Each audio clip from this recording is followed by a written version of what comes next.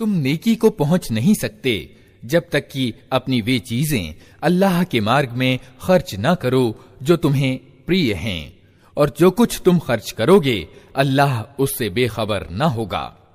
खाने की ये सारी चीजें जो मोहम्मद के धर्म विधान में हलाल हैं, इसराइलियों के लिए भी हलाल यानी वैध थीं। अलबत्ता कुछ चीजें ऐसी थीं जिन्हें तौरात के उतारे जाने से पहले इसराइल हजरत याकूब अलैहिस्सलाम ने स्वयं अपने लिए हराम यानी अवैध कर लिया था। उनसे कहो, अगर तुम अपनी आपत्ति में सच्चे हो तो लाओ तौरात और प्रस्तुत करो उसका कोई अंश। इसके बाद भी जो लोग अपनी झूठी घड़ी हुई बातें अल्लाह से जोड़ते रहें, वही वास्तव में अत्याचारी हैं। कहो, अल्लाह ने जो कुछ कहा है सच कहा है। तुमको एकाग्र चित्त होकर इब्राहीम के तरीके का अनुपालन करना चाहिए, और इब्राहीम मुशरिकों यानी बहुदेववादियों में से न था। निस्संदेह सबसे पहला उपासना गृह यानी इबादत गाह जो इंसानों के लिए निर्मित हुआ, वो वही है जो मक्का में स्थित है। उसको भलाई और बरकत दी गई थी और सारे संसार वालों के लिए मार्गदर्शन केंद्र बनाया गया था। उसमें खुली निशानियां हैं। इब्राहीम का उपासना स्थल है, और उसका हाल ये है कि जिसने उसमें प्रवेश किया सुरक्षित हो गया। लोगों पर अल्लाह का ये हक है कि जिसको इस घर तक पहुंचने की सामर्थ्य प्राप्त हो वो इसका हज करे, और जो कोई इस आदेश के अनुपालन से इनकार करे तो उसे मालूम हो जाना चाहिए कि अल्लाह संसार के सारे लोगों से बेपरवाह है। कहो, ए किताब वालो, तुम क्यों अल्लाह की बातें मानने से इनकार करते हो? जो कुछ तुम कर रहे हो अल्लाह सब देख रहा है। कहो, ए किताब वालो, ये तुम्हारी क्या नीति है कि जो अल्लाह की बात मानता है उसे भी तुम अल्लाह के मार्ग से रोकते हो और चाहते हो कि वो टेढ़ी राह चले, जबकि तुम स्वयं उसके सीधे मार्ग पर होने के गवाह हो। तुम्हारी करतूतों से अल्लाह बेखबर नहीं है। ए ईमान लाने वालों, अगर तुमने इन किताब वालों में से एक गिरोह की बात मानी तो ये तुम्हें ईमान से फिर इनकार की ओर फेर ले जाएंगे। तुम्हारे लिए अधर्म की ओर जाने का अब क्या अवसर बाकी है, जबकि तुमको अल्लाह की आयतें सुनाई जा रही हैं और तुम्हारे बीच उसका रसूल मौजूद है। जो अल्लाह का दामन मजबूती के साथ थामेगा वो अवश्य ही सीधा मार्ग पालेगा। ए ईमान लाने वालों, अल्लाह से डरो जैसा कि उससे डरने का हक है। तुमको मौत ना आए, किंतु इस हाल में कि तुम मुस्लिम यानी आज्ञाकारी हो। सब मिलकर अल्लाह की रस्सी को मजबूती से पकड़ लो और विभेद में न पड़ो। अल्लाह के उस एहसान को याद रखो जो उसकी ओर से तुम पर हुआ है। तुम एक दूसरे के दुश्मन थे, उसने तुम्हारे दिल जोड़ दिए और उसके अनुग्रह एवं कृपा से तुम भाई भाई बन गए। तुम आग से भरे हुए एक गड्ढे के किनारे खड़े थे, अल्लाह ने तुमको उससे बचा लिया। इस प्रकार अल्लाह अपनी निशानियां तुम्हारे सामने स्पष्ट करता है, शायद कि इन लक्षणों से तुम्हें अपने कल्याण का सीधा मार्ग दिखाई दे जाए। तुम में कुछ लोग तो ऐसे अवश्य ही रहने चाहिए जो नेकी की ओर बुलाएं, भलाई का आदेश दें और बुराइयों से रोकते रहें। जो लोग ये काम करेंगे वही सफल होंगे। कहीं तुम उन लोगों की तरह न हो जाना जो गिरोहों में बंट गए और खुले खुले स्पष्ट मार्गदर्शन पाने के बाद फिर विभेदों में पड़ गए। जिन्होंने ये नीति अपनाई वे उस दिन सख्त सजा पाएंगे, जबकि कुछ लोग उज्जवल चेहरे वाले होंगे और कुछ लोगों का मुंह काला होगा। जिनका मुंह काला होगा उनसे कहा जाएगा कि ईमान की नेमत पाने के बाद भी तुमने अधर्म की नीति अपनाई। अच्छा, तो अब इस अकृतज्ञता के बदले में यातना यानी अजाब का मजा चखो। रहे वे लोग जिनके चेहरे उज्जवल होंगे तो उनको अल्लाह की दयालुता की छाया में जगह मिलेगी और हमेशा वे इसी दशा में रहेंगे। ये अल्लाह के कथन हैं जो हम तुम्हें ठीक ठीक सुना रहे हैं, क्योंकि अल्लाह संसार वालों पर जुल्म करने का कोई इरादा नहीं रखता। धरती और आकाश की सारी चीजों का मालिक अल्लाह है और सारे मामले अल्लाह ही के सामने पेश होते हैं। अब संसार में वो उत्तम गिरोह तुम हो जिसे इंसानों के मार्गदर्शन और सुधार के लिए मैदान में लाया गया है।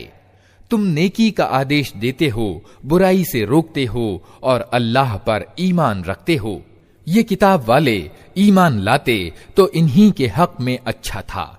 यद्यपि इनमें कुछ लोग ईमान वाले भी पाए जाते हैं, किंतु इनके अधिकतर व्यक्ति अवज्ञाकारी हैं।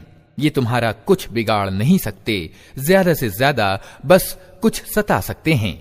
अगर ये तुमसे लड़ें तो मुकाबले में पीठ दिखाएंगे, फिर ऐसे विवश होंगे कि कहीं से इनको मदद न मिलेगी। ये जहां भी पाए गए इन पर अपमान की मार ही पड़ी। कहीं अल्लाह के जिम्मे या इंसानों के जिम्मे में शरण मिल गई तो ये और बात है। ये अल्लाह के प्रकोप में घिर चुके हैं, इन पर मुहताजी और पराजय थोप दिया गया है। और ये सब कुछ इस कारण से हुआ है कि ये अल्लाह की आयतों का इनकार करते रहे और इन्होंने पैगंबरों की अकारण हत्या की। ये इनकी अवज्ञाओं और ज्यादतियों का अंजाम है। किंतु सभी किताब वाले समान नहीं हैं। उनमें कुछ लोग ऐसे भी हैं जो सीधे रास्ते पर कायम हैं, रातों को अल्लाह की आयतें पढ़ते हैं और उसके आगे सजदा करते हैं, अल्लाह और अंतिम दिन पर ईमान रखते हैं, नेकी का आदेश देते हैं, बुराइयों से रोकते हैं और भलाई के कामों में सरगर्म रहते हैं। ये नेक लोग हैं और जो नेकी भी ये करेंगे उसकी उपेक्षा न की जाएगी। अल्लाह परहेजगारों से भली भांति परिचित है। रहे वे लोग जिन्होंने इनकार की नीति अपनाई तो अल्लाह के मुकाबले में उनको न उनका धन कुछ काम देगा न संतान। वे तो आग में जाने वाले लोग हैं और आग ही में हमेशा रहेंगे। जो कुछ वे अपने इस सांसारिक जीवन में खर्च करते रहे हैं उसकी मिसाल उस हवा जैसी है जिसमें पाला हो और वो उन लोगों की खेती पर चले जिन्होंने अपने ऊपर स्वयं अत्याचार किया है और उसे तबाह करके रख दे। अल्लाह ने उन पर अत्याचार नहीं किया, वास्तव में ये स्वयं अपने ऊपर अत्याचार कर रहे हैं। ऐ लोगों जो ईमान लाए हो, अपने दल के लोगों के सिवा दूसरों को अपना भेदी न बनाओ। वे तुम्हारी खराबी के किसी अवसर से लाभ उठाने से नहीं चूकते। तुम्हें जिस चीज से हानि पहुंचे वही उनको प्रिय है। उनके मन का द्वेष उनके मुंह से निकला पड़ता है और जो कुछ वे अपने सीनों में छिपाए हुए हैं वो इससे बढ़कर है। हमने तुम्हें साफ साफ हिदायतें दे दी हैं। अगर तुम बुद्धिमान हो तो उनसे संबंध रखने में सावधानी बरतोगे। तुम उनसे प्रेम करते हो किंतु वे तुमसे प्रेम नहीं करते, हालांकि तुम समस्त आसमानी किताबों को मानते हो। जब वे तुमसे मिलते हैं तो कहते हैं कि हमने भी तुम्हारे रसूल और तुम्हारी किताब को मान लिया है, किंतु जब अलग होते हैं तो तुम्हारे विरुद्ध उनके क्रोध एवं प्रकोप का ये हाल होता है कि अपनी उंगलियां चबाने लगते हैं। उनसे कह दो कि अपने क्रोध में आप जल मरो। अल्लाह दिलों के छिपे हुए भेद तक जानता है। तुम्हारा भला होता है तो उनको बुरा मालूम होता है और तुम पर कोई मुसीबत आती है तो ये प्रसन्न होते हैं, किंतु इनका कोई उपाय तुम्हारे विरुद्ध सफल नहीं हो सकता। शर्त यह है कि तुम धैर्य से काम लो और अल्लाह से डर कर काम करते रहो। जो कुछ ये कर रहे हैं अल्लाह उस पर हावी है। ऐ पैगंबर, मुसलमानों के सामने उस अवसर की चर्चा करो जब तुम सुबह सवेरे अपने घर से निकले थे और उहूद के मैदान में मुसलमानों को जंग के लिए जगह जगह नियुक्त कर रहे थे। अल्लाह सारी बातें सुनता है और वो बहुत ही खबर रखने वाला है। याद करो जब तुम में से दो गिरोह कायरता दिखाने पर आमादा हो गए थे, हालांकि अल्लाह उनकी मदद पर मौजूद था और ईमान लाने वालों को अल्लाह ही पर भरोसा रखना चाहिए। आखिर इससे पहले बद्र की लड़ाई में अल्लाह तुम्हारी मदद कर चुका था, हालांकि उस समय तुम बहुत कमजोर थे। अतः तुमको चाहिए कि अल्लाह की नाशुक्री से बचो। उम्मीद है कि अब तुम शुक्रगुजार बनोगे। ऐ नबी, याद करो जब तुम ईमान वालों से कह रहे थे, क्या तुम्हारे लिए ये बात काफी नहीं कि अल्लाह 3000 फरिश्ते उतार कर तुम्हारी सहायता करे। निस्संदेह अगर तुम धैर्य से काम लो और अल्लाह से डरते हुए काम करो, तो जिस क्षण तुम्हारे शत्रु तुम्हारे ऊपर चढ़कर आएंगे, उसी क्षण तुम्हारा रब 3000 नहीं 5000 निशान वाले फरिश्तों से तुम्हारी सहायता करेगा। ये बात अल्लाह ने तुम्हें इसलिए बता दी है कि तुम प्रसन्न हो जाओ और तुम्हारे दिल संतुष्ट हो जाएं। विजय और सहायता जो कुछ भी है अल्लाह की ओर से है, जो बड़ी शक्ति वाला और सूझबूझ वाला है। और ये सहायता वो तुम्हारी इसलिए करेगा ताकि कुफ्र की राह पर चलने वालों की एक भुजा काट दे या उनको ऐसी अपमानजनक पराजय दे कि वे असफलता के साथ परास्त हो जाएं। ऐ पैगंबर, निर्णय के अधिकारों में तुम्हारा कोई हिस्सा नहीं। अल्लाह को अधिकार है चाहे उन्हें माफ करे चाहे सजा दे, क्योंकि वे अत्याचारी हैं। धरती और आकाशों में जो कुछ है उसका मालिक अल्लाह है, जिसको चाहे माफ कर दे और जिसको चाहे यातना दे। वो क्षमाशील और दयावान है। ए ईमान लाने वालों, ये बढ़ता और चढ़ता ब्याज खाना छोड़ दो और अल्लाह से डरो। आशा है कि सफल होगे। उस आग से बचो जो अधर्मियों के लिए जुटाई गई है। अल्लाह और रसूल का आदेश मानो। आशा है कि तुम पर दया की जाएगी। दौड़कर चलो उस मार्ग पर जो तुम्हारे रब की बख्शिश यानी क्षमादान और उस जन्नत की ओर जाता है जिसका विस्तार धरती और आकाशों जैसा है, और वो ईश्वर से उन डरने वाले लोगों के लिए तैयार की गई है जो प्रत्येक दशा में अपने माल खर्च करते हैं, चाहे बुरे हाल में हो या अच्छे हाल में, जो गुस्से को पी जाते हैं और दूसरों के कसूर को माफ कर देते हैं। ऐसे नेक लोग अल्लाह को बहुत प्रिय हैं, और जिनका हाल ये है कि यदि कभी कोई अश्लील कार्य उनसे हो जाता है या किसी गुनाह में पड़कर वे अपने ऊपर जुल्म कर बैठते हैं, तो तत्काल अल्लाह उन्हें याद आ जाता है और उससे वे अपने कसूरों की क्षमा चाहते हैं, क्योंकि अल्लाह के सिवा और कौन है जो गुनाह माफ कर सकता हो। और वे कभी जानते बूझते अपने किए पर आग्रह नहीं करते।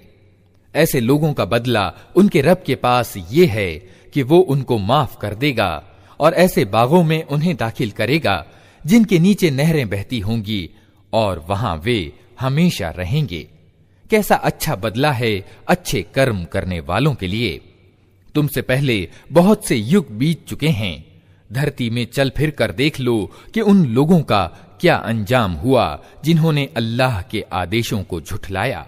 ये लोगों के लिए एक स्पष्ट और खुली चेतावनी है, और जो अल्लाह से डरते हों उनके लिए मार्गदर्शन और उपदेश।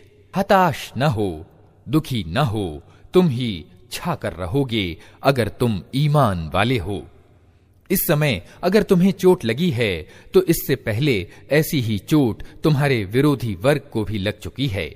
ये तो समय के उतार चढ़ाव हैं जिन्हें हम लोगों के बीच गर्दिश देते रहते हैं।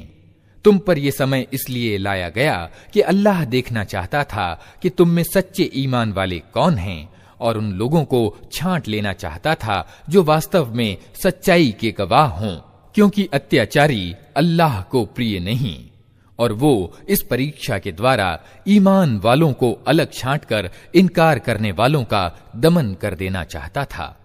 क्या तुमने ये समझ रखा है कि यूं जन्नत में चले जाओगे, हालांकि अभी अल्लाह ने ये तो देखा ही नहीं कि तुम में कौन वे लोग हैं जो उसके मार्ग में जाने लड़ाने वाले और उसके लिए धैर्य से काम लेने वाले हैं। तुम तो मौत की तमन्नाएं कर रहे थे, मगर ये उस समय की बात थी जब मौत सामने न आई थी। लो, अब वो तुम्हारे सामने आ गई और तुमने उसे आंखों से देख लिया। मोहम्मद इसके सिवा कुछ नहीं कि बस एक रसूल हैं। उनसे पहले और रसूल भी गुजर चुके हैं। फिर क्या अगर उनकी मृत्यु हो जाए या उनकी हत्या कर दी जाए तो तुम लोग उल्टे पांव फिर जाओगे? याद रखो, जो उल्टा फिरेगा वो अल्लाह का कुछ नुकसान न करेगा। अलबत्ता जो अल्लाह के शुक्रगुजार बंदे बनकर रहेंगे उन्हें वो इसकी मजदूरी देगा। कोई प्राणी अल्लाह की अनुमति के बिना नहीं मर सकता। मौत का समय तो लिखा हुआ है। जो व्यक्ति दुनिया में बदला पाने के इरादे से कार्य करेगा उसको हम दुनिया ही में से देंगे, और जो आखिरत के बदले के इरादे से कार्य करेगा वो आखिरत का बदला पाएगा, और शुक्र करने वालों को हम उनका बदला अवश्य प्रदान करेंगे। इससे पहले कितने ही नबी ऐसे हुए हैं जिनके साथ मिलकर बहुत से खुदा परस्तों ने युद्ध किया। अल्लाह के मार्ग में जो मुसीबतें उन पर पड़ीं उनसे वे हताश नहीं हुए, उन्होंने कमजोरी नहीं दिखाई, वे असत्य के आगे नतमस्तक नहीं हुए। ऐसे ही धैर्यवानों को अल्लाह पसंद करता है। उनकी प्रार्थना बस ये थी कि ऐ हमारे रब, हमारी गलतियों और कोताहियों को क्षमा कर, हमारे कार्य में तेरी सीमाओं से जो ज्यादती हो गई हो उसे क्षमा कर दे, हमारे कदम जमा दे और अधर्मियों के मुकाबले में हमारी सहायता कर। आखिरकार अल्लाह ने उनको इस दुनिया का बदला भी दिया और इससे उत्तम आखिरत का बदला भी प्रदान किया। अल्लाह को ऐसे ही सत्कर्मी पसंद हैं। ऐ लोगों जो ईमान लाए हो, अगर तुम उन लोगों के इशारों पर चलोगे जिन्होंने कुफ्र यानी इनकार का मार्ग अपनाया है तो वे तुमको उल्टा फेर ले जाएंगे और तुम असफल हो जाओगे। उनकी बातें असत्य हैं। वास्तविकता ये है कि अल्लाह तुम्हारा समर्थक और सहायक है और वो सबसे अच्छा सहायक है। जल्द ही वो समय आने वाला है जब हम सत्य का इनकार करने वालों के दिलों में धाक बिठा देंगे, इसलिए कि उन्होंने अल्लाह के साथ उनको खुदाई में साझी ठहराया है, जिनके साझी होने पर अल्लाह ने कोई सनद यानी प्रमाण नहीं उतारी। उनका अंतिम ठिकाना जहन्नम है और बहुत ही बुरी है वो ठहरने की जगह जो उन अत्याचारियों को मिलेगी। अल्लाह ने समर्थन और सहायता का जो वादा तुमसे किया था वो तो उसने पूरा कर दिया। आरंभ में उसकी अनुमति से तुम ही उनको कत्ल कर रहे थे, किंतु जब तुमने कमजोरी दिखाई और अपने काम में परस्पर विभेद किया और जैसे ही वो चीज अल्लाह ने तुम्हें दिखाई जिसके मोह में तुम गिरफ्तार थे, अर्थात युद्ध क्षेत्र में प्राप्त शत्रु का माल, तुम अपने नायक के आदेश का उल्लंघन कर बैठे, इसलिए कि तुम में कुछ लोग दुनिया के इच्छुक थे और कुछ आखिरत की इच्छा रखते थे। तब अल्लाह ने तुम्हें अधर्मियों के मुकाबले में परास्त कर दिया ताकि तुम्हारी परीक्षा करे। और सत्य ये है कि अल्लाह ने फिर भी तुम्हें क्षमा ही कर दिया, क्योंकि ईमान वालों पर अल्लाह की बड़ी कृपा दृष्टि है। याद करो जब तुम भागे चले जा रहे थे, किसी की ओर पलट कर देखने तक का होश तुम्हें न था और रसूल तुम्हारे पीछे तुमको पुकार रहा था। उस समय तुम्हारी इस नीति का बदला अल्लाह ने तुम्हें ये दिया कि तुमको रंज पर रंज दिए, ताकि आगे के लिए तुम्हें ये शिक्षा मिले कि जो कुछ तुम्हारे हाथ से जाए या मुसीबत तुम पर उतरे उस पर शोकाकुल न हो। अल्लाह तुम्हारे सब कर्मों को जानता है। इस गम के बाद फिर अल्लाह ने तुम में से कुछ लोगों पर ऐसी इत्मीनान की सी हालत पैदा कर दी कि वे ऊँघने लगे, मगर एक दूसरा गिरोह जिसके लिए सारा महत्व बस अपने हित का था, अल्लाह के बारे में तरह तरह के अज्ञान पूर्ण गुमान करने लगा जो बिल्कुल सत्य के विपरीत थे। ये लोग अब कहते हैं कि इस काम के चलाने में हमारा भी कोई हिस्सा है। इनसे कहो किसी का कोई हिस्सा नहीं, इस काम के सारे अधिकार अल्लाह के हाथ में हैं। वास्तव में ये लोग अपने दिलों में जो बात छिपाए हुए हैं उसे तुम पर जाहिर नहीं करते। उनका असल मकसद ये है कि अगर नेतृत्व के अधिकार में हमारा कुछ हिस्सा होता तो यहां हम मारे न जाते। इनसे कह दो कि अगर तुम अपने घरों में भी होते तो जिन लोगों की मौत लिखी हुई थी वे खुद अपने मारे जाने की जगहों की ओर निकल आते। और ये मामला जो पेश आया ये तो इसलिए था कि जो कुछ तुम्हारे सीनों में छिपा हुआ है अल्लाह उसे जांच ले और जो खोट तुम्हारे दिलों में है उसे छांट दे। अल्लाह दिलों का हाल भली भांति जानता है।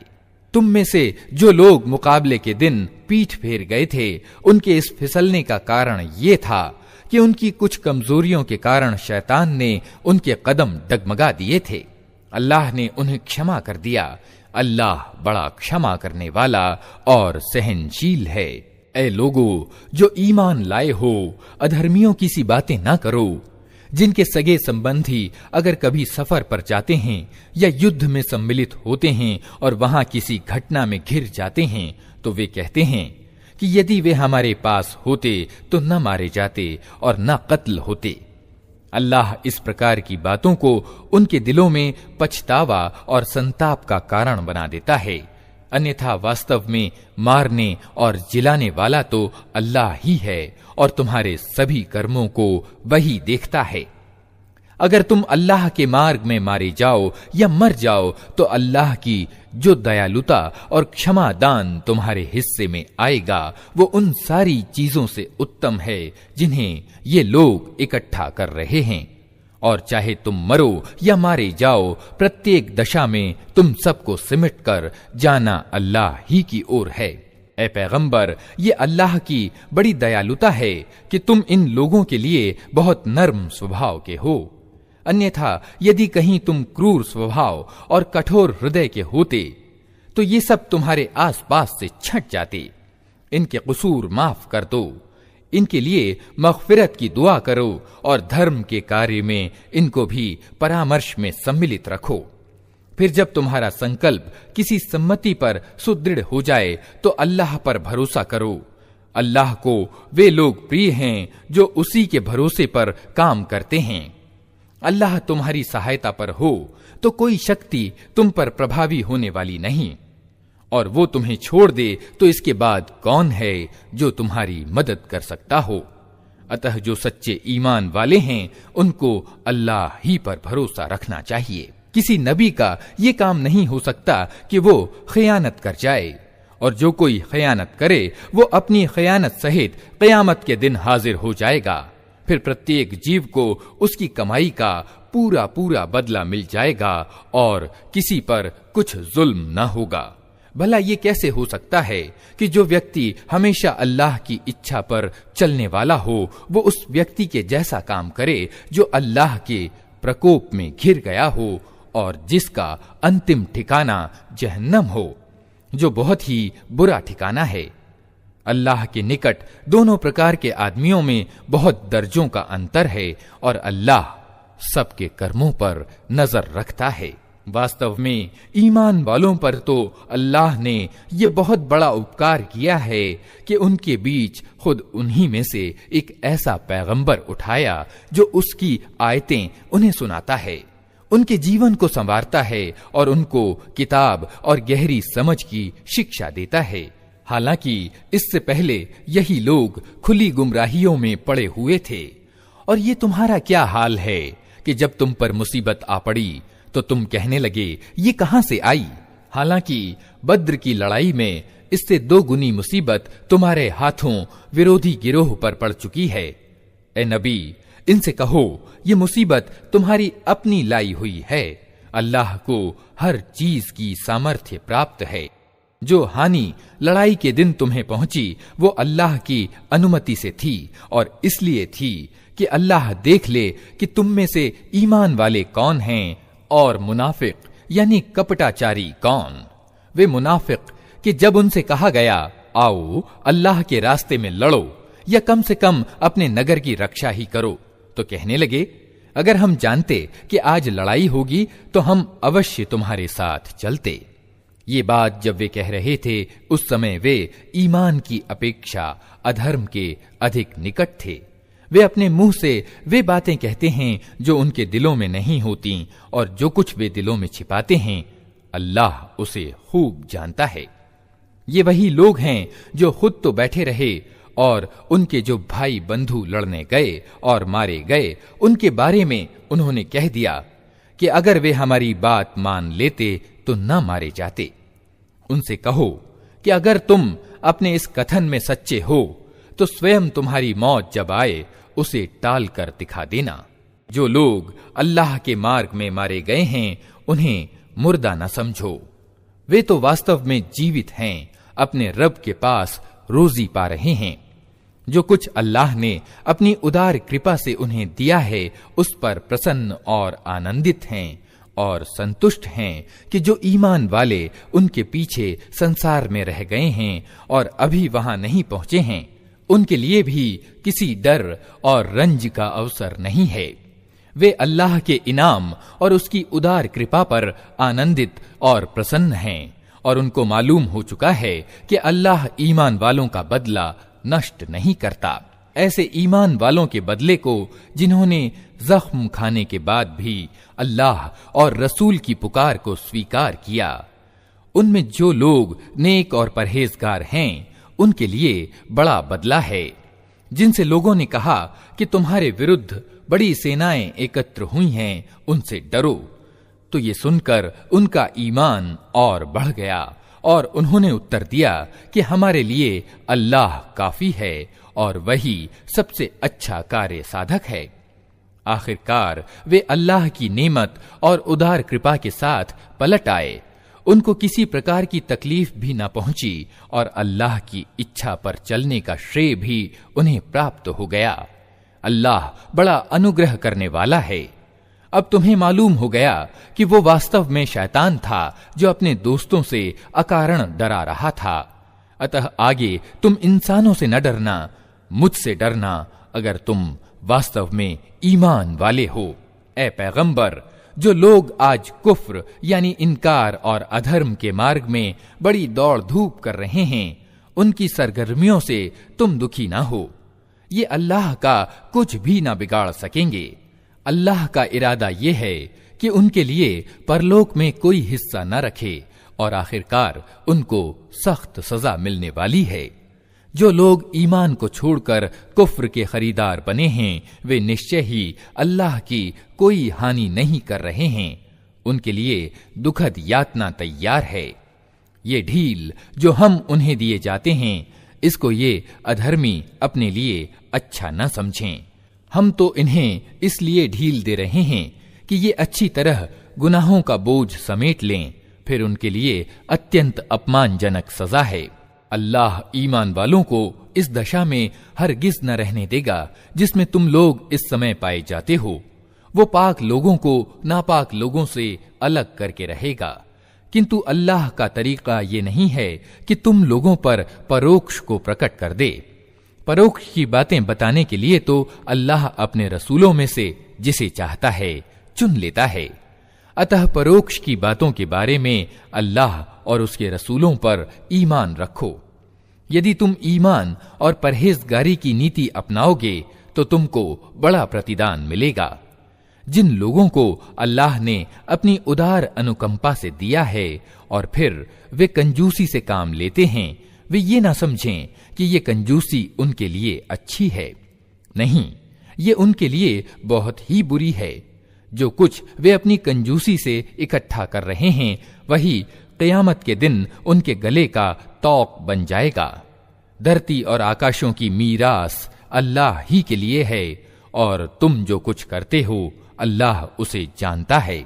अल्लाह ने उन लोगों की बात सुनी जो कहते हैं कि अल्लाह निर्धन है और हम धनी हैं। उनकी ये बातें भी हम लिख लेंगे और इससे पहले जो वे पैगंबरों की अकारण हत्या करते रहे हैं, वो भी उनकी कर्म पत्री में अंकित है। जब फैसले का समय आएगा, उस समय हम उनसे कहेंगे कि लो, अब नरक यातना का मजा चखो। ये तुम्हारे अपने हाथों की कमाई है। अल्लाह अपने बंदों के लिए जालिम नहीं है। जो लोग कहते हैं अल्लाह ने हमको आदेश दे रखा है कि हम किसी को रसूल स्वीकार न करें जब तक वो हमारे सामने ऐसी कुर्बानी न करे जिसे परोक्ष से आकर आग खा ले, उनसे कहो, तुम्हारे पास मुझसे पहले बहुत से रसूल आ चुके हैं जो बहुत सी स्पष्ट निशानियां लाए थे और वो निशानी भी लाए थे जिसकी बात तुम करते हो। फिर यदि ईमान लाने के लिए ये शर्त रखने में तुम सच्चे हो तो उन रसूलों की तुमने हत्या क्यों की? अब ए नबी, अगर ये लोग तुम्हें झुठलाते हैं तो बहुत से रसूल तुमसे पहले झुठलाए जा चुके हैं जो खुली खुली निशानियां और सहीफे और प्रकाशदायक किताबें लाए थे। आखिरकार प्रत्येक व्यक्ति को मरना है और तुम सब अपना पूरा पूरा बदला क़यामत के दिन पाने वाले हो। कामयाब वास्तव में वो है जो वहां जहन्नम की आग से बच जाए और जन्नत में पहुंचा दिया जाए। रहा ये संसार तो ये केवल एक बाह्य धोखे की चीज है। मुसलमानों, तुम धन और प्राण दोनों की परीक्षा में अवश्य ही डाले जाओगे और तुम किताब वालों और मुशरिकों यानी बहुदेववादियों से बहुत सी कष्टदायक बातें सुनोगे। अगर इन सब स्थितियों में तुम धैर्य और धर्म परायणता की नीति पर जमे रहो तो ये बड़े साहस का काम है। इन किताब वालों को वो वचन भी याद दिलाओ जो अल्लाह ने उनसे लिया था कि तुम्हें किताब की शिक्षाओं को लोगों में फैलाना होगा, उन्हें गुप्त रखना नहीं होगा। किंतु उन्होंने किताब को पीठ पीछे डाल दिया और थोड़े मूल्य पर उसे बेच डाला। कितना बुरा कारोबार है जो ये कर रहे हैं। तुम उन लोगों को यातना से सुरक्षित न समझो जो अपनी करतूतों पर खुश हैं और चाहते हैं कि ऐसे कामों की सराहना उन्हें प्राप्त हो जो वास्तव में उन्होंने नहीं किए हैं। निश्चय ही उनके लिए दर्दनाक सजा तैयार है। धरती और आकाश का मालिक अल्लाह है और उसकी कुदरत सब पर हावी है। धरती और आकाशों की रचना में और रात और दिन के बारी बारी से आने में उन बुद्धिमानों के लिए बहुत निशानियां हैं जो उठते बैठते और लेटते हर हाल में अल्लाह को याद करते हैं और आकाश और धरती की संरचना में सोच विचार करते हैं। वे बेख्तियार बोल उठते हैं, हमारे रब, ये सब कुछ तूने व्यर्थ और बेमकसद नहीं बनाया है। तू पाक है इससे कि निरर्थक कार्य करे। अतः ए रब, हमें नरक की यातना से बचा ले।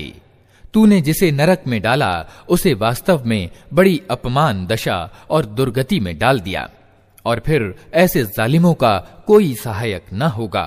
हमारे मालिक, हमने एक पुकारने वाले को सुना जो ईमान की ओर बुलाता था और कहता था कि अपने रब को मानो। हमने उसका आमंत्रण स्वीकार कर लिया। अतः ए हमारे मालिक, जो अपराध हमसे हुए हैं उनको क्षमा कर दे, जो बुराइयां हम में हैं उन्हें दूर कर दे और हमारा अंत नेक लोगों के साथ कर। हमारे रब, जो वादे तूने अपने रसूलों के माध्यम से किए हैं उनको हमारे साथ पूरा कर और क़यामत के दिन हमें रुसवाई में न डाल। बेशक तू अपने वादे के खिलाफ करने वाला नहीं है। जवाब में उनके रब ने कहा, मैं तुम में से किसी का कर्म अकारथ करने वाला नहीं हूं, चाहे मर्द हो या औरत। तुम सब एक दूसरे के सहजाती हो।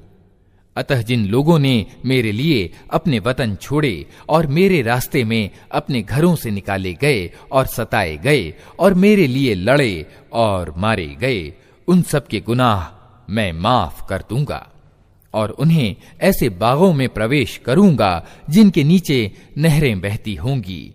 ये उनका बदला है अल्लाह के यहाँ और अच्छा बदला अल्लाह ही के पास है। ए नबी, संसार के देशों में अल्लाह के नाफरमान लोगों की चलत फिरत तुम्हें किसी धोखे में न डाले। ये केवल थोड़े दिनों के जीवन का थोड़ा सा आनंद है, फिर ये सब जहन्नम में जाएंगे जो बहुत ही बुरा ठिकाना है। इसके विपरीत जो लोग अपने रब से डरते हुए जिंदगी गुजारते हैं उनके लिए ऐसे बाग हैं जिनके नीचे नहरें बहती हैं। उन बागों में वे हमेशा रहेंगे। अल्लाह की ओर से आतिथ्य सामग्री है उनके लिए और जो कुछ अल्लाह के पास है नेक लोगों के लिए वही सबसे अच्छा है। किताब वालों में भी कुछ ऐसे लोग हैं जो अल्लाह को मानते हैं, इस किताब पर ईमान लाते हैं जो तुम्हारी ओर भेजी गई है और उस किताब पर भी ईमान लाते हैं जो इससे पहले खुद उनकी ओर भेजी गई थी। अल्लाह के आगे झुके हुए हैं और अल्लाह की आयतों को थोड़े से मूल्य पर बेच नहीं देते। उनका बदला उनके रब के पास है और अल्लाह हिसाब चुकाने में देर नहीं लगाता। ऐ लोगों जो ईमान लाए हो, धैर्य से काम लो, असत्यवादियों के मुकाबले में जमे रहो, सत्य की सेवा के लिए कमर कसे रहो और अल्लाह से डरते रहो। उम्मीद है कि कामयाबी पाओगे। अल्लाह के नाम से जो निहायत मेहरबान और रहम करने वाला है। लोगों अपने रब से डरो जिसने तुमको एक जान से पैदा किया और उसी जान से उसका जोड़ा बनाया और उन दोनों से बहुत मर्द और औरत दुनिया में फैला दिए। उस अल्लाह से डरो जिसका वास्ता देकर तुम एक दूसरे से अपने हक मांगते हो और नाते रिश्तों के संबंधों को बिगाड़ने से बचो। यकीन जानो कि अल्लाह तुम पर निगरानी कर रहा है। यतीमों के माल उनको वापस दो, अच्छे माल को बुरे माल से न बदल लो और उनके माल अपने माल के साथ मिलाकर न खा जाओ, ये बहुत बड़ा गुनाह है। और अगर तुमको अंदेशा हो कि यतीमों के साथ इंसाफ न कर सकोगे तो जो औरतें तुम्हें पसंद आएं उनमें से 2-2, 3-3, 4-4 से निकाह कर लो। लेकिन अगर तुम्हें अंदेशा हो कि उनके साथ इंसाफ न कर सकोगे तो फिर एक ही पत्नी रखो या उन औरतों को अपने दाम्पत्य जीवन में लाओ जो तुम्हारे कब्जे में आई हैं। बेइंसाफी से बचने के लिए ये ज्यादा अच्छा है। और औरतों के मेहर खुशी से अनिवार्य जानते हुए अदा करो। हाँ, अगर वे खुद अपनी खुशी से मेहर का कोई हिस्सा तुम्हें माफ कर दें तो उसे तुम मजे से खा सकते हो। और अपने वे माल जिन्हें अल्लाह ने तुम्हारे लिए जिंदगी कायम रखने का साधन बनाया है, नादान लोगों को न सौंपो। अलबत्ता उन्हें खाने और पहनने के लिए दो और उन्हें नेक सुझाव दो। और यतीमों की आजमाइश करते रहो यहां तक कि वे निकाह की उम्र को पहुंच जाएं। फिर अगर तुम उनमें योग्यता पाओ तो उनके माल उनको सौंप दो। ऐसा कभी न करना कि न्याय की सीमा का उल्लंघन करके इस भय से उनके माल जल्दी जल्दी खा जाओ कि वे बड़े होकर अपने हक की मांग करेंगे। यतीम का जो सरपरस्त मालदार हो वो परहेजगारी से काम ले और जो गरीब हो वो सामान्य रीति के अनुसार खाए। फिर जब उनके माल उन्हें सौंपने लगो तो लोगों को इस पर गवाह बना लो और हिसाब लेने के लिए अल्लाह काफी है। मर्दों के लिए उस माल में हिस्सा है जो माँ बाप और करीबी नातेदारों ने छोड़ा हो और औरतों के लिए भी उस माल में हिस्सा है जो माँ बाप और करीबी नातेदारों ने छोड़ा हो, चाहे थोड़ा हो या बहुत, और ये हिस्सा अल्लाह की ओर से निश्चित है। और जब बांटने के अवसर पर कुटुंब के लोग और यतीम और मोहताज आएं तो उस माल में से उनको भी कुछ दो और उनके साथ भले मानुसों की सी बात करो। लोगों को इस बात का ख्याल करके डरना चाहिए कि अगर वे खुद अपने पीछे बेबस बच्चे छोड़ते तो मरते समय उन्हें अपने बच्चों के लिए कैसी कुछ आशंकाएं घेरती। इसलिए चाहिए कि वे अल्लाह से डरें और ठीक बात करें। जो लोग जुल्म के साथ यतीमों के माल खाते हैं वास्तव में वे अपने पेट आग से भरते हैं और वे जरूर जहन्नम की भड़कती हुई आग में झोंके जाएंगे। तुम्हारी संतान के बारे में अल्लाह तुम्हें आदेश देता है कि मर्द का हिस्सा 2 औरतों के बराबर है।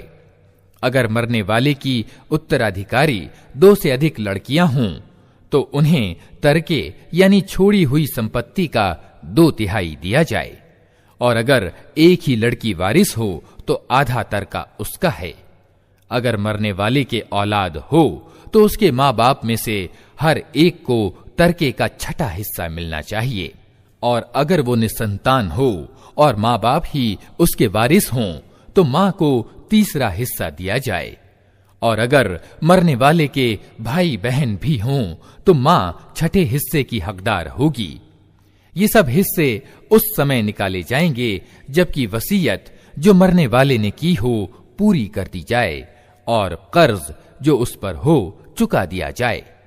तुम नहीं जानते कि तुम्हारे माँ बाप और तुम्हारी संतान में से कौन लाभ की दृष्टि से तुमसे ज्यादा करीब है। ये हिस्से अल्लाह ने निश्चित कर दिए हैं और अल्लाह यकीनन ही सब हकीकतों से वाकिफ और सब मसलहतों का जानने वाला है। और तुम्हारी बीवियों ने जो कुछ छोड़ा हो उसका आधा हिस्सा तुम्हें मिलेगा अगर वे निस्संतान हों, वरना संतान होने की स्थिति में तरके का 1/4 हिस्सा तुम्हारा है, जबकि वसीयत जो उन्होंने की हो पूरी कर दी जाए और कर्ज जो उन्होंने छोड़ा हो चुका दिया जाए। और वे तुम्हारे तरके में से 1/4 की हकदार होंगी अगर तुम निस्संतान हो, वरना तुम्हारे संतान वाले होने की स्थिति में उनका हिस्सा 8वां होगा। इसके बाद की जो वसीयत तुमने की हो वो पूरी कर दी जाए और जो कर्ज तुमने छोड़ा हो वो चुका दिया जाए। और अगर वो मर्द या औरत जिसका तरका बांटना है निसंतान भी हो और उसके माँ बाप भी जिंदा न हो, मगर उसका एक भाई या एक बहन मौजूद हो, तो भाई और बहन हर एक को 6ठा हिस्सा मिलेगा। और भाई बहन एक से ज्यादा हों तो सारे तरके के 1/3 में वे सब शरीक होंगे, जबकि वसीयत जो की गई हो पूरी कर दी जाए और कर्ज जो मरने वाले ने छोड़ा हो अदा कर दिया जाए। शर्त यह है कि वो नुकसान पहुंचाने वाला ना हो। ये आदेश हैं अल्लाह की ओर से और अल्लाह जानता देखता और सहनशील है। ये अल्लाह की निश्चित की हुई सीमाएं हैं। जो अल्लाह और उसके रसूल का कहा मानेगा उसे अल्लाह ऐसे बागों में दाखिल करेगा जिनके नीचे नहरें बहती होंगी और उन बागों में वो हमेशा रहेगा, और ये बड़ी सफलता है। और जो अल्लाह और उसके रसूल की नाफरमानी करेगा और उसकी निर्धारित सीमाओं का उल्लंघन कर जाएगा, उसे अल्लाह आग में डालेगा जिसमें वो हमेशा रहेगा, और उसके लिए अपमानजनक सजा है। तुम्हारी औरतों में जो बदकारी कर बैठें उन पर अपने में से 4 आदमियों की गवाही लो, और अगर 4 आदमी गवाही दे दें तो उनको घरों में बंद रखो यहां तक कि उन्हें मौत आ जाए या अल्लाह उनके लिए कोई रास्ता निकाल दे। और तुम में से जो ये काम कर बैठें उन दोनों को तकलीफ दो, फिर अगर वे तौबा करें और अपने को सुधार लें तो उन्हें छोड़ दो कि अल्लाह बहुत तौबा कबूल करने वाला और रहम करने वाला है। हाँ, ये जान लो कि अल्लाह पर तौबा कबूल करने का हक उन्हीं लोगों के लिए है जो नादानी की वजह से कोई बुरा काम कर बैठते हैं और उसके बाद जल्दी ही तौबा कर लेते हैं। ऐसे लोगों की ओर अल्लाह अपनी मेहरबानी की निगाह से फिर ध्यान देता है, और अल्लाह सारी बातों की खबर रखने वाला और गहरी समझ रखने वाला पूरा जानकार है। मगर तौबा उन लोगों के लिए नहीं है जो बुरे काम किए चले जाते हैं, यहां तक कि जब उनमें से किसी की मौत का समय आ जाता है उस समय वो कहता है कि अब मैंने तौबा की। और इसी तरह तौबा उनके लिए भी नहीं है जो मरते दम तक अधर्मी रहें। ऐसे लोगों के लिए तो हमने दर्दनाक सजा तैयार कर रखी है। ऐ लोगों जो ईमान लाए हो, तुम्हारे लिए ये हलाल नहीं है कि जबरदस्ती औरतों के वारिस बन बैठो, और ना ये हलाल है कि उन्हें तंग करके उस महर का कुछ हिस्सा उड़ा लेने की कोशिश करो जो तुम उन्हें दे चुके हो। हाँ, अगर वे किसी खुली बदचलनी का काम कर बैठें तो जरूर तुम्हें तंग करने का अधिकार है। उनके साथ भले ढंग से रहो सहो। अगर वे तुम्हें पसंद ना हो तो हो सकता है कि एक चीज तुम्हें पसंद ना हो, मगर अल्लाह ने उसी में बहुत कुछ भलाई रख दी हो। और अगर तुम एक बीवी की जगह दूसरी बीवी ले आने की ठान ही लो तो चाहे तुमने उसे ढेर सारा माल ही क्यों न दिया हो, उसमें से कुछ वापस न लेना। क्या तुम उसे झूठा कलंक लगाकर और खुला जुल्म करके वापस लोगे? और आखिर तुम उसे किस तरह लोगे जबकि तुम एक दूसरे से आनंद ले चुके हो और वे तुमसे दृढ़ प्रतिज्ञा करा चुकी हैं। और जिन औरतों से तुम्हारे बाप निकाह कर चुके हों उनसे हरगिज निकाह न करो, मगर जो पहले हो चुका सो हो चुका। वास्तव में ये एक अश्लील कर्म है, अप्रिय है और बुरा चलन है। तुम्हारे लिए हराम की गई हैं तुम्हारी माएं, बेटियां, बहन, फूफियां, मौसियां, भतीजियां, भांजियां और तुम्हारी वे माएं जिन्होंने तुम्हें दूध पिलाया हो, और तुम्हारी दूध में सम्मिलित बहनें, और तुम्हारी बीवियों की माएं, और तुम्हारी बीवियों की लड़कियां जिनका तुम्हारी गोद में पालन पोषण हुआ है, उन बीवियों की लड़कियां जिनसे तुम्हारा सहवास हो चुका हो, वरना अगर सिर्फ विवाह हुआ हो और सहवास न हुआ हो तो उन्हें छोड़कर उनकी लड़कियों से निकाह कर लेने में तुम्हारी कोई पकड़ नहीं है। और तुम्हारे उन बेटों की बीवियां जो तुम्हारे वीर्य से हों, और ये भी तुम्हारे लिए हराम है कि एक साथ इकट्ठा दो बहनों को निकाह में रखो, मगर जो पहले हो गया सो हो गया। अल्लाह बख्शने वाला और रहम करने वाला है।